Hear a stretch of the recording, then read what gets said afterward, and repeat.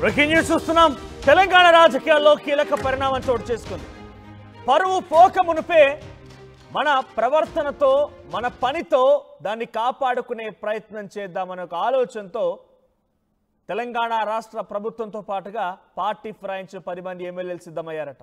ఎలాగో సుప్రీంకోర్టులో విచారణ జరుగుతోంది. సుప్రీంకోర్టులో ఎప్పటికప్పుడు ఈ విషయం పైన చాలా సీరియస్గా బీఆర్ఎస్ ముందుకు వెళ్తోంది. ఇటు స్పీకర్ కూడా ఇప్పటికే ఆ 10 మంది ఎమ్మెల్యేలకు నోటీసులు కూడా జారీ చేశారు. దాంట్లో ప్రప్రథమంగా అందరికంటే ఎక్కువగా ఎఫెక్ట్ అయ్యేటువంటి the most affected person ఎవరనంటే Danam Nagender. So ఇప్పుడు ఈ 10 మంది ఎమ్మెల్యేలు అందరూ కూడా నిన్న ముఖ్యమంత్రి రేవంత్ రెడ్డితో భేటీ అయ్యారట. స్పీకర్ నోటీస్ ఇచ్చిన నేపథ్యంలోనే ఈ భేటీకి ప్రాధాన్యత సంతరించుకుంది. సీఎం రేవంత్తో ఫిరాయించినటువంటి ఆ ఎమ్మెల్యేలంతా భేటీ జరిపితే ఆ భేటీ పైన ఇప్పుడు ఆసక్తి రేపుతోంది. భేటీకి అటు కడియం శ్రీహరి దూరంగా ఉన్నారట. రాజీనామా చేసేందుకు దానం నాగేందర్ సిద్ధమయ్యాడట. ఎలాగైనా సరే ఈ 10 మంది ఎమ్మెల్యేలలో కడియం శ్రీహరి, దానం నాగేందర్, తెల్లం వెంకట్రావు, తర్వాత Gadwal Bandla Krishnamohan Reddy, Patancheru MLA Gudem Mahipal Reddy, Jagtial MLA Jagtial MLA Sanjay, ఆ తర్వాత అటు రాజేంద్ర నగర్ ప్రకాష్ గౌడ్, ఇలా చూసుకుంటూ పోతే 10 మంది ఎమ్మెల్యేలు పార్టీ ఫిరాయించిన వారంతా కూడా ప్రస్తుతానికి ఒక రకంగా భయంగానే ఉంటున్నారు. వాళ్ళ పరిస్థితి ఎలా అయిపోయిందంటే ఉన్న పార్టీ ఏంటో చెప్పుకోలేరు, ప్రభుత్వంలో ఉన్నామా లేమో తెలియదు. ఏ పార్టీ నుంచి గెలిచారంటే బీఆర్ఎస్ నుంచి గెలిచారో కండవాలు కప్పుకున్నారు, కానీ చాలా బలంగా గట్టిగా మేము ప్రభుత్వంతో ఉన్నాం, కాంగ్రెస్ పార్టీలో ఉన్నామని చెప్పుకోలేని పరిస్థితి వారిది. నిజంగా ఒక ఇబ్బందికర పరిస్థితి అని చెప్పుకోవాలి. సో సుప్రీంకోర్టుకు వెళ్ళింది బీఆర్ఎస్ పార్టీ. సుప్రీంకోర్టులో కూడా 3 నెలల్లో ఏదో ఒకటి తేల్చమని అటు స్పీకర్కి రిక్వెస్ట్ చేశారు.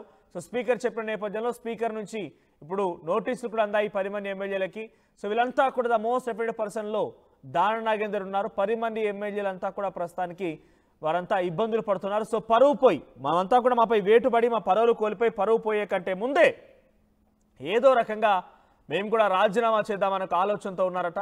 సో ముఖ్యంగా Danam Nagender already BRS party తరఫున ఖైరతాబాద్ ఎమ్మెల్యే గెలుపొంది అటు మళ్ళీ కాంగ్రెస్లో చేరిపోయి కాంగ్రెస్ తరఫున సికింద్రాబాద్ ఎంపీగా పోటీ చేశారు.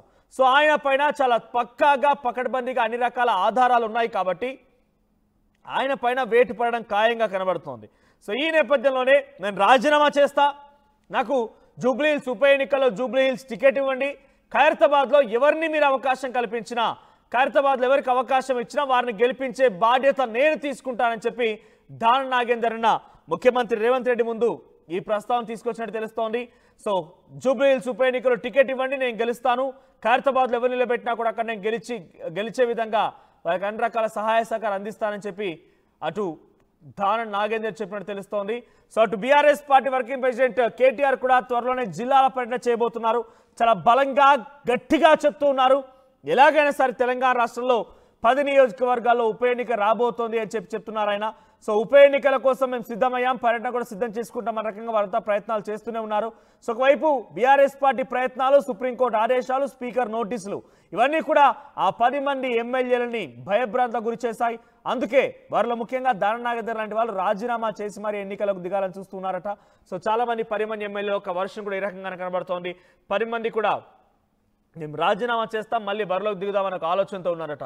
కడియం శ్రీహరి, తెల్లం వెంకట్రావు, దానం నాగేందర్, గూడెం మహిపాల్ రెడ్డి, బండ్ల కృష్ణమోహన్ రెడ్డి, అటు Jagtial MLA Sanjay, Serilingampally MLA Arekapudi Gandhi, Prakash Goud, Kale Yadaiah. So వీళ్ళంతా కూడా 10 మంది పార్టీ ఫిరాయించారు. 10 మంది పైన ఇప్పుడు నోటీసులు సర్వ్ చేసిన నేపథ్యంలో చాలా ఉత్కంఠ రేపుతోంది. ఏ రకంగా మరి సీఎం డిసిషన్ తీసుకున్నారు? సో 10 చోట్ల నిజంగానే ఉప ఎన్నికలు వస్తాయి చూడాల్సిన అవసరం అయితే ఉంది. ఎస్, మా ప్రతినిధి మధు కూడా సిద్ధంగా ఉన్నారు. మధు, సో ప్రత్యేకంగా నిన్న 10 మంది ఎమ్మెల్యేలు అటు స్పీకర్ నోటీసులు సర్వ్ చేసిన తర్వాత ముఖ్యమంత్రిని భేటీ అవ్వడం ఎలా చూడాలి? 10 మంది రాజీనామా చేయబోతున్నారా?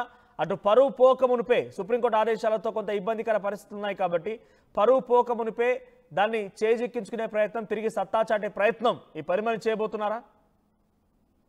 అనుమానాలు తలెత్తుతా ఉన్నాయి. ఎందుకంటే ముఖ్యమంత్రి చేసినటువంటి స్టేట్మెంట్ లో వాళ్ళతో ఆధార్యపడొద్దు, ప్రభుత్వం అండగా ఉంటుంది అనేటువంటి స్టేట్మెంట్ 2 రకాలుగా, అంటే నియోజకవర్గ అభివృద్ధి కోసం నిధులు ఇవ్వనుందా, లేదంటే లీగల్ సపోర్ట్ మాత్రమే చేయనుందా, లేకుంటే నిజంగా ఉప ఎన్నికను ఫేస్ చేద్దామనేటువంటి ఒక వాళ్ళకు మోటివేషన్ ఏమైనా జరిగిందా నిన్న అనేటువంటి చర్చ కొనసాగుతుంది. చాలా రోజుల నుంచి కాంగ్రెస్ పార్టీలో జరుగుతున్నటువంటి చర్చ ఏంటంటే ఈ 10 నియోజకవర్గాల్లో ఉప ఎన్నిక వస్తే ఫేస్ చేయడానికి కాంగ్రెస్ సిద్ధంగా ఉందనేటువంటిది రీజన్.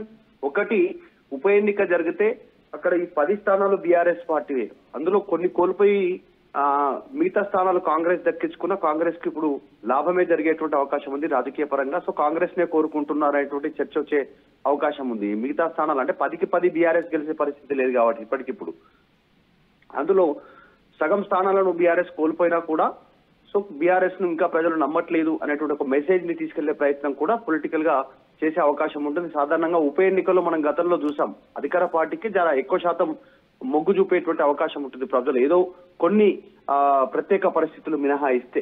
సో ఇట్లా ఈ 10 నియోజకవర్గాలు ప్రత్యేక పరిస్థితులే ఉన్నాయి ప్రస్తుత పరిస్థితుల్లో.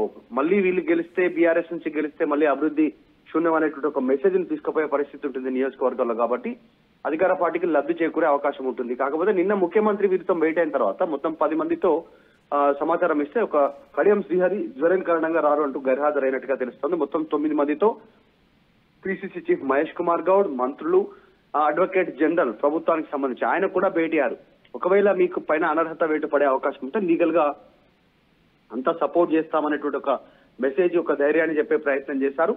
నియోజకవర్గాల్లో అభివృద్ధి కోసం దృష్టి పెట్టండి అనేటువంటి ఒక మెసేజ్ ఇచ్చారు. మనం గతం నుంచి చెప్తా ఉన్నాం, పక్కాగా వేటు పడే అవకాశం ఉందంటే మాత్రం 4 పైన వేటు పడే అవకాశం ఉంది. దానం నాగేందర్, కడియం శ్రీహరి, తెల్లం వెంకట్రావు, తర్వాత పోచారం శ్రీనివాస్ రెడ్డి, ఈ 4 పైన వేటు పడే అవకాశం ఉంది. ఒకవేళ ఇమ్మీడియట్ గా నిర్ణయం తీసుకోవడానికి అవకాశం ఉన్నటువంటి ఎమ్మెల్యే అంటే దానం నాగేందర్, బీఆర్ఎస్ పార్టీ నుంచి ఎమ్మెల్యేగా గెలిచి మళ్ళీ కాంగ్రెస్ పార్టీ గుర్తుపైన ఎంపీగా పోటీ చేసినటువంటి అయితే ఎన్నికల సంఘం దగ్గరనే ఆయనకు సంబంధించినటువంటి ప్రూఫ్ ఉంది. కాబట్టి ఆయన పైన తక్షణం వేటు పడే అవకాశం ఉంది. అంతకంటే ముందుగానే, స్పీకర్ నిర్ణయం తీసుకునే కంటే ముందుగానే దానం నాగేందర్ రాజీనామా చేసి జూబ్లీహిల్స్ ఉప ఎన్నికల్లో పోటీ చేయాలని ఆసక్తి కనబరిచారు. మొన్న 3 రోజుల క్రితం పిసిసి చీఫ్ ఆల్రెడీ స్విచ్ ఈ అంశాన్ని ధృవీకరించారు మహేష్ కుమార్ గౌడ్.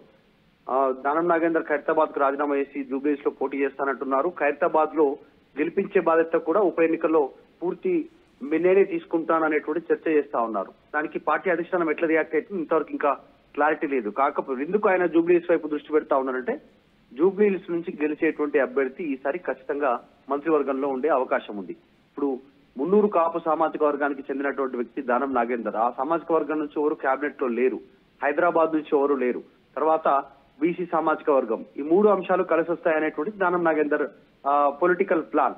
దాంట్లో భాగంగా ఆయన ఆలోచిస్తున్నట్టుగా తెలుస్తోంది. అధిష్టానం మాత్రం ఇంకా నిర్ణయం తీసుకోలేదు. ఇప్పటికిప్పుడు ఆయన రాజీనామా చేస్తే స్పీకర్ ఆమోదించాల్సి ఉంటుంది, ఉప ఎన్నిక రావాల్సి ఉంటుంది. దానం నాగేందర్ రిప్లై ఇచ్చినా ఆయన పైన వేటు పడే అవకాశం ఉంటుంది స్పీకర్ నోటీస్ ఇస్తే. కాబట్టి చర్చ అయితే కొనసాగుతుంది. ముఖ్యమంత్రి ఒకటి లీగల్ సపోర్ట్ చేస్తామనేటువంటి ఒక భరోసా ఇచ్చారు. 9 మంది పార్టీ ఫిరాయింపుకు సంబంధించిన ఎమ్మెల్యేలు అయితే హాజరయ్యారు నిన్న. తర్వాత లీగల్ సపోర్ట్, మీ పైన వేటు పడే అవకాశం ఉందంటే లీగల్ సపోర్ట్ అంటూ ధైర్యం చెప్పారు. అడ్వకేట్ జనరల్ కూడా ఈ సమావేశంలో ఇన్వాల్వ్ చేశారు. ఆయన కూడా ఇన్వాల్వ్ కావడంతో మీకు లీగల్ గా అన్ని రకాలుగా మేమే బర్డెన్ అంతా మేమే చూసుకుంటాం అనేటువంటి ఒక స్టేట్మెంట్ చేసి పంపినట్టుగా తెలుస్తా ఉంది. మొత్తానికి చూడాలి ఏం జరుగుతుందో. అర్హతకు ఈ అంశంలో ఎట్లా ముందుకు పోవాలనేటువంటిది హైకోర్టు నుంచి సుప్రీంకోర్టు వరకు వెళ్లారు బీఆర్ఎస్ పార్టీకి సంబంధించిన నాయకులు. దీనిపైన పోరాటం చేస్తా ఉన్నారు. ఆల్రెడీ బీఆర్ఎస్ క్షేత్రస్థాయిలో ఉప ఎన్నికలకు సిద్ధంగా ఉండడంటూ పిలిపించారు. ఇప్పటికే 2 అభ్యర్థులు ప్రకటించారు. ఒకటి స్టేషన్ గన్పూర్ రాజయ్యను ప్రకటించారు. ఆల్రెడీ అభ్యర్థిగా రాజయ్యనే ఇక్కడ నిలబడతారనేటువంటిది. షేర్లింగంపల్లి అరికపూడి గాంధీ పైన ఆల్రెడీ ఇక్కడ అభ్యర్థిని ప్రకటించినటువంటి పరిస్థితి. షంబీపూర్ రాజు ఎమ్మెల్సీ, ఆయనను అనౌన్స్మెంట్ దాదాపు చేసినట్టుగానే 2 నియోజకవర్గాల్లో పర్యటన చేయడానికి సిద్ధమవుతా ఉన్నారు.